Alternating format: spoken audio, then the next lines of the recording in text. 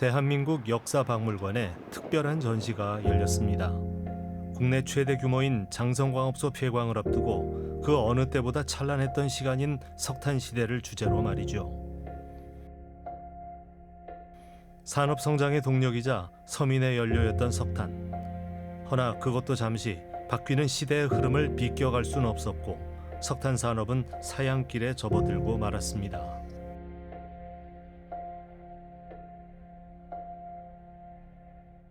석탄 산업이 이제 막을 내리기 직전에 와 있는데요. 과거 대한민국 현대사에서 산업 성장의 동력이자 서민의 연료였던 석탄에 대해서 우리가 다시 한번 돌아보고, 그렇다고 한다면은 석탄 산업이었던 그 지역들이 석탄 산업 합리화 정책 이후 남겨진 석탄 산업 유산을 우리가 어떻게 보존하고 기억해 나갈지도 함께 생각해 보는 자리를 마련하였습니다.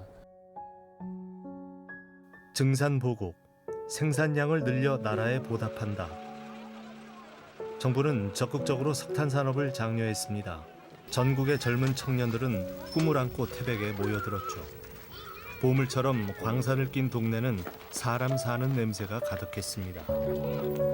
사람들은 기꺼이 장비를 차고 광부가 되기 위해 광산으로 향했습니다. 출근하는 광부의 품 안에는 희망이 피었고 나라를 위해 일한다는 자부심으로 제 한 몸 불살라 석탄을 캤습니다. 한치 앞도 볼 수 없는 어두운 갱구 안은 한 번 들어가면 나오는 것도 어려워서 식사마저도 탄가루 가득한 막장 안에서 해결해야 했지만 괜찮았습니다. 밥을 먹을 수 있다는 건 그날 하루 안전한 날을 보냈다는 뜻이었습니다.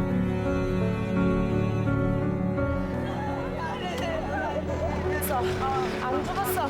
살아있어.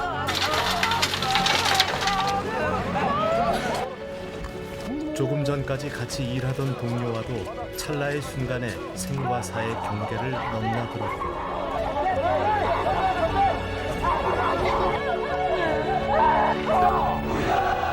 살아남은 사람들도 일터의 열악한 환경에 힘들기는 마찬가지.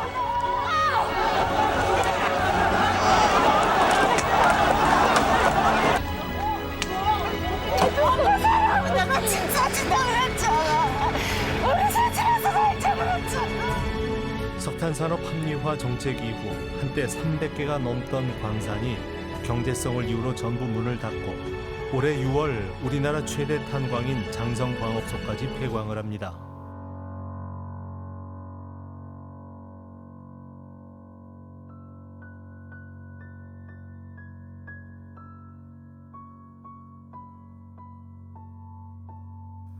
역사 속으로 사라지는 장성광업소, 그 발자취를 들여다봅니다.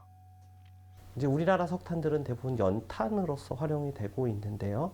연탄이 아직도 우리나라의 서민 연료로서의 역할을 하고 있기 때문에 그런 그 수요의 논리에 의해서 장성이라든지 도계에서 그런 석탄들이 공급됐던 것은 사실이지만 전 세계적인 트렌드였던 것 같습니다. 그러니까 좀 더 깨끗한 에너지를 공급하자고 하는 그런 정책에 의해서 우리나라도 80년대 후반부터 석탄산업 합리화 정책을 시작을 합니다. 그때부터 우리 지역의 석탄 광산들은 꾸준하게 폐광이 되면서 이제는 국가에서 국영으로 운영하는 그 광산은 이제 우리의 역사 속에서 사라지게 되는 것입니다. 거의 100년 가까이 우리나라의 에너지를 책임졌던 석탄이 이제 우리 주변에서 자취를 감추게 되는 그런 시기가 도래했다라고 보시면 될 것 같습니다. 우리나라 그 석탄은 그 노천이 아니라 되게 깊은 곳에 이렇게 매장이 되어 있기 때문에 경제적으로 타당성이 상당히 부족한 것이 사실입니다. 그러니까 지금도 장성광업소는 해발고도, 그러니까 바다물의 평균 높이보다 더 깊은 곳에서 석탄을 캐서 태백이라는 한 800m 이상의 고도까지 끌어올려서 이것들을 활용해서 연탄이나 이런 것들을 만들고 있는데요. 그러다 보니까 생산비가 되게 많이 드는 구조를 갖고 있고 연탄 가격에 비해서 보조금을 상당히 많이 지급할 수밖에 없는 그런 구조로 되어 있습니다. 그렇다 보니까 수입 에너지에 비해서 값비싼 비용이 들어갈 수밖에 없기 때문에 우리 주변에서 이제 경제적 논리로서 이게 설 자리를 잃어갔던 것은 사실이라고 볼 수 있을 것 같습니다. 시시각각 변하는 역사의 흐름에 도태되는 것이 어쩔 수 없다는 건 알지만 석탄이 세웠다고 해도 과언이 아닌 도시 태백. 경제적인 논리만으로 폐광을 결정하기에는 태백과 광산은 긴밀하게 연결되어 있습니다. 마지막 장성광업소가 문을 닫으면 또 한 번의 인구 감소가 있을 것입니다. 거기에 더해서 이제 석탄이 생산되지 않으면 연탄을 생산하는 공장들도 이제 차츰 문을 닫게 될 것이고요. 이런 것들을 운송하는 그런 화물 서비스들도, 그 다음에 소상공이나 이런 것들까지 다 포함한다면 떠나는 인구는 상당할 수도 있다라고 생각할 수도 있습니다. 네. 태백시 철암동에 있는 철암 역두 선탄장입니다. 장성광업소에서 캔 석탄이 이곳으로 모이는데요.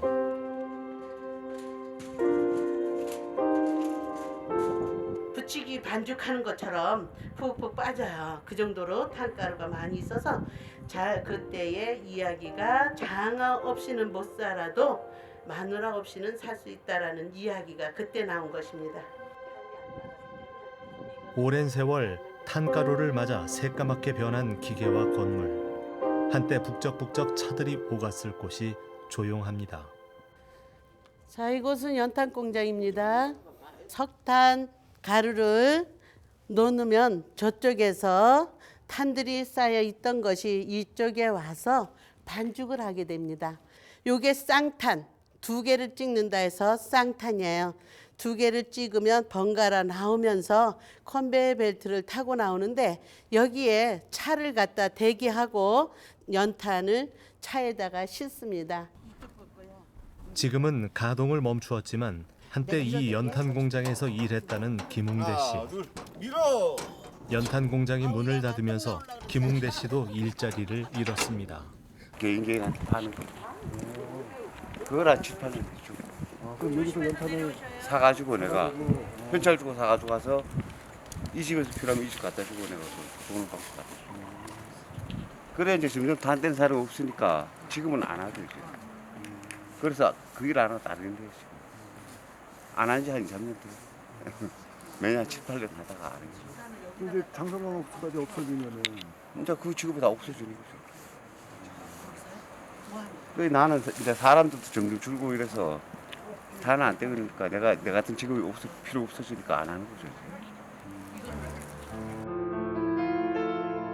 장성광업소까지 문을 닫고 나면 태백은 어떻게 될지 걱정이 앞섭니다. 상당히 큰 그 악영향이 있을 것으로 생각을 합니다.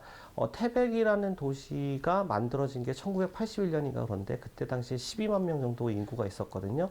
그때는 탄광이 많이 있을 때고요. 지속적으로 탄광이 문을 닫으면서 현재는 3만 명대 중반까지 인구가 줄어들었습니다. 그러니까 4분의 1 수준으로 줄어들었다고 보시면 되겠는데 지역은 진짜 다른 지역보다 훨씬 빠르게 소멸의 위기에 빠져들 수밖에 없다라고 생각을 하고 있습니다. 그래서 지역도 열심히 노력하겠지만 그 정부 차원에서도 이 지역에 대한 좀 관심을 갖고 어떻게 살릴지에 대해서 어떻게 지역의 소멸을 방지할 것인가에 대해서 고민하는 그런 노력이 필요하다고 생각합니다. 네.